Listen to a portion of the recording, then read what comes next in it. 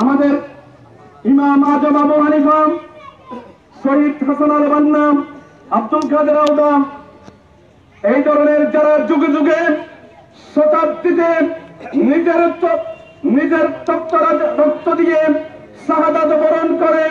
যারা বিশ্ব ইসলামী আন্দোলনকে এই পর্যন্ত নিয়ে এসেছেন, যারা ইসলামী আন্দোলনকে বেগবান করেছেন, যাদের রক্তের বিনিময়ে আজকে সারা বিশ্বের তরুণ ছাত্র জনতা এবং ইসলাম প্রিয় জনতা আজকে বিশ্বে ইসলাম প্রতিষ্ঠান আন্দোলনের সক্রিয়, সেই কাতারে আজকে আমাদের মরহুম আমাদের শহীদ মাওলানা মতিউর রহমান নিজামী একটি প্রস্ফুটিত ফুলের মতো আজকে শাহাদাতের পেয়ালা পান করে হাসি মুখে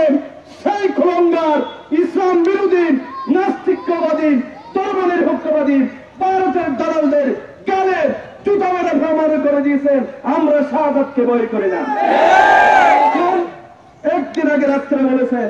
আমি শাহাদাতের জন্য প্রস্তুত, আমার ফাঁসি কখন, আমার ফাঁসি কখন? তিনি কলমা শাহাদাত পরে সেই জিজ্ঞাসা করলো, তিনি শাহাদাতের জন্য পাগল হয়ে গেছে। তিনি নিজে লিখেছেন আমি যেই দিন জামাতে যোগদান করেছি সেই দিন আমি শাহাদাতের জন্য সিদ্ধান্ত নিয়ে শাহাদাতের জন্য প্রস্তুতি গ্রহণ করছি। আমাদের অধ্যাপক গোলাম আযম বলেছিল তাবলীগ জামাত থেকে আমি যেই দিন জামাতে যোগদান করেছিলাম সেই দিন আমি আমার গলার এই বরাবর আমি বারবার আমি হাত দিয়ে চিন্তা করেছিলাম একদিন আমার গলার এইখানে এই আন্দোলন যদি আমি করি এখানে ফাঁসি রশি একদিন তার লেখনের সেই বৈদেশিক তিনি লিখছেন। তাই আমি বলবো আমাদেরকে এই ফাঁসি দিয়ে ইসলামী আন্দোলনকে এই দেশ থেকে ইসলামী আন্দোলনকে শেষ করা যাবে না। আজকে তারা সিদ্ধান্ত নিয়েছে বাংলাদেশের যে শিক্ষা প্রতিষ্ঠান